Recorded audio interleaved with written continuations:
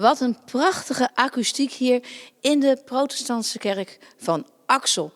Dat is het toneel van amuseren. Een combinatie van muziek en amuses. Gebracht door een projectkoor, door verschillende instrumentale invullingen. En dat allemaal voor het goede doel, Mascura. We gaan eens luisteren, genieten en wat vragen stellen.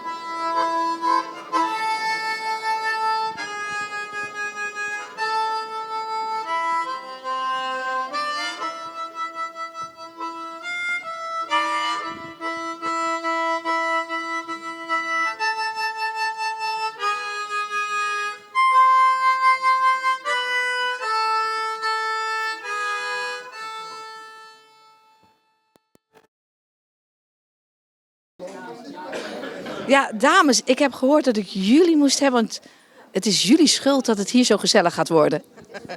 Nou, dat klopt eigenlijk wel een beetje. Wij speelden ontzettend leuke, gevarieerde muziek van Pop, Wilhelm Pop. En op een gegeven moment hadden ze iets van, het zou eigenlijk wel heel leuk zijn als we dat met een groter publiek zouden kunnen delen. Kunnen we niet ergens iets verzinnen om een soort uitvoering te geven?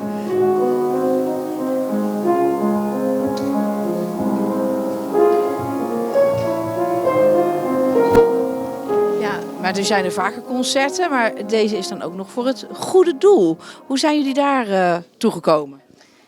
Dat was eigenlijk Theo's idee. Die zei, als we zo'n concert organiseren, dan is het ook wel leuk als we er een goed doel aan koppelen. En toen zijn we gaan zoeken, wie kan geld gebruiken? Dat zijn er denk ik heel veel. Nee, dat valt echt heel erg tegen. Maar uiteindelijk stichting Mascura. En daar was de samenwerking leuk mee, dus ja.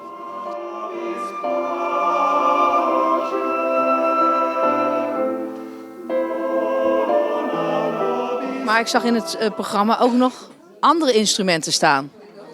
Ja, klopt. Ja, het is gewoon leuk om een beetje een gevarieerd programma samen te stellen. En dat is gelukt, denk ik. We hebben klaversymbol en blokfluit. Ja. Gevarieerd. Inderdaad. Dankjewel.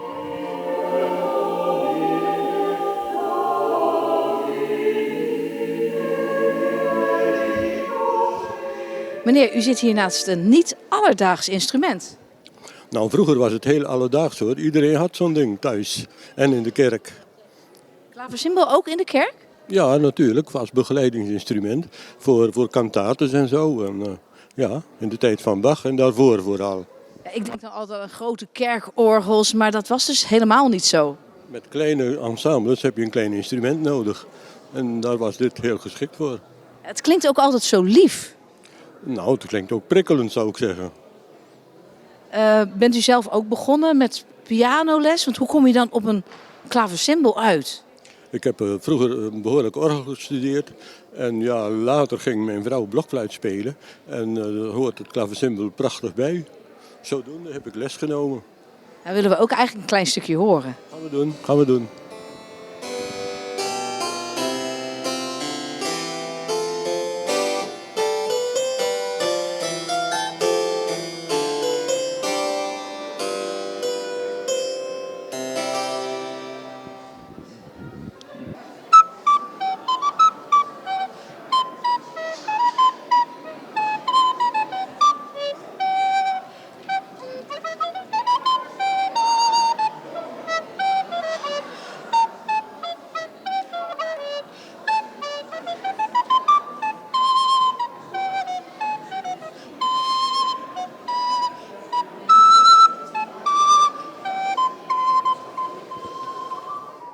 Het klinkt toch heel anders als wat de schooljuf vroeger altijd speelde. Ja, dat is ook wel de bedoeling.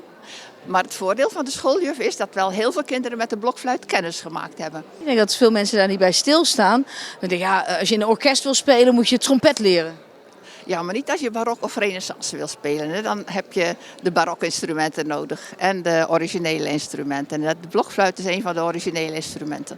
Dus kinderen gewoon nog steeds blokfluitles laten nemen. Ja, dat vind ik wel. Ja, dat vind ik zeker wel. Ja. Dankjewel.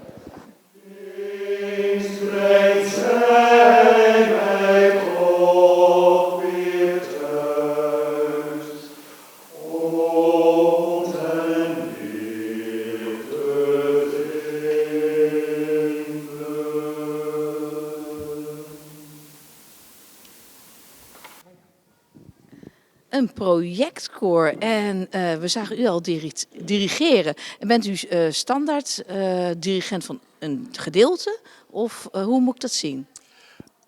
Ik ben geen dirigent van het koor. Ik ben ook geen dirigent van een vast koor.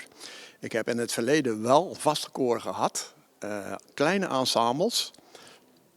Projectmatig uitgebreid naar grote ensembles met orkest en al erbij. Maar dat heb ik allemaal niet meer. En wat ik nu doe, is soms eens een keertje optreden met Theo Hameling, de andere dirigent. En in dit geval was het nu natuurlijk een heel leuk project. En dan de ene keer zing ik mee en dirigeer ik. En de andere keer zingt Theo mee en dan dirigeert hij. En dat is een hele leuke combinatie. En heeft u dan ook voor vandaag een beetje een vinger in de pap gehad wat betreft de keuzes voor de stukken? Ja, in overleg uiteraard natuurlijk met de andere dirigent. Maar heb ik gekozen voor deze stukken. Een stuk uit de barok en 2 kortere stukken uit de romantiek. En dan wat heel leuk is, dat je een totaal verschillend klankbeeld en ideaal krijgt van deze 2 stukken. Want het ene is natuurlijk uit 1600, het andere is uit 1800. Dus er zit een redelijk aantal jaren tussen. En dat verschil, dat hoor je echt. Was het koor of waren de koorleden bekend met zulke soort stukken? Nee, en dat is wel leuk, want dan moet je natuurlijk aan schaven om ze dat bij te brengen. Ja. Ja, want het lijkt me inderdaad een genre wat je niet dagelijks zingt. Nee, in de korenwereld wordt daar natuurlijk wel iets meer mee gedaan. Maar ja, je moet er iets mee hebben als dirigent. En dat probeer je over te dragen aan de koorleden. Wie weet heeft u iets nieuws aangewakkerd bij deze leden. Dat zou heel mooi zijn. Dank u wel. Graag gedaan.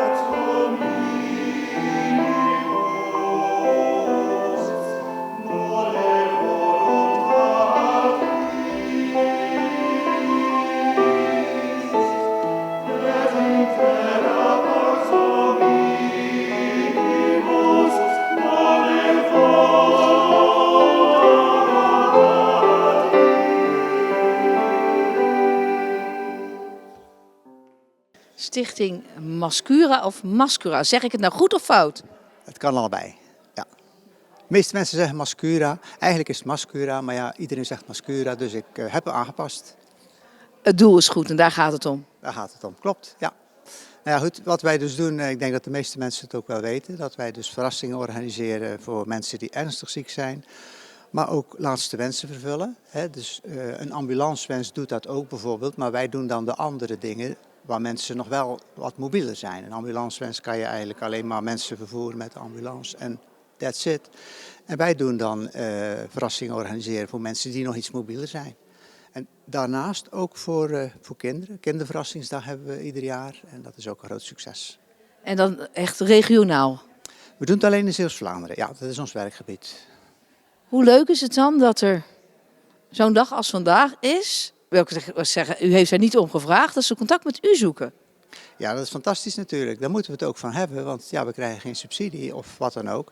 Dus we moeten het echt hebben van mensen die donaties doen. En wij hebben dit voorjaar, afgelopen voorjaar hebben we hier in Axel de Walk of Hope gehouden. Toen zijn we hier ook gestart en geëindigd. En ik denk dat mensen ons gezien hebben en gedacht hebben, hé, dat is een mooi doel, daar gaan wij eens iets voor organiseren. Nou, leuk toch? Publiciteit is heel belangrijk om mensen aan jullie te binden of te trekken. Ja, zeer zeker. We proberen dan ook wel zichtbaar te zijn door bijvoorbeeld met ons Rad van Fortuin op bepaalde evenementen te staan. En ja, ook dingen te organiseren waar mensen ons zien, want dat is belangrijk inderdaad. Hebben jullie nog... het is meestal denk ik een verrassing. Dus je kan niet vertellen waar jullie mee bezig zijn, denk ik. Nou, ik durf het wel te vertellen, want dit wordt toch pas volgende week uitgezonden, denk ik. Nou, aanstaande zaterdag, met Valentijn, gaan we nog een terminaal zieke verrassen. Dus dat is wel heel erg leuk natuurlijk. Tenminste, we hopen dat het allemaal nog doorgaat, want bij terminaal zieken weet je het maar nooit. Maar we gaan er maar eventjes vanuit dat het gaat lukken. Dat lijkt me soms ook wel... Het is heel mooi, maar ook wel heel zwaar voor jullie vrijwilligers. Ja, dat is ook wel zo. Alhoewel, als je zo'n dag met de zieken doorbrengt, op de dag dat we het doen, zijn ze meestal wel in redelijk goede conditie. Want anders kan het gewoon niet doorgaan. En dan is het gewoon een hele fijne dag, want de mensen vinden het geweldig. En dan heb je toch een leuke sfeer. Ondanks het feit dat je weet wat eraan zit te komen. Maar ja, goed, dat is dan zo. En dan geweldig dat er vandaag zoveel mensen mooie muziek brengen voor het goede doel. Ja, dat is geweldig. Inderdaad, daar zijn we heel dankbaar voor. Mogen er meer volgen? Absoluut. Dus mochten er nog organisaties of mensen zijn die een benefiet willen organiseren, wij houden ons aanbevolen. Want ja, daar moeten we het van hebben. En natuurlijk, alles kost geld. Zo'n verrassing kost ook geld. En ja, goed, dan kunnen we door blijven gaan. Dankjewel. Graag gedaan.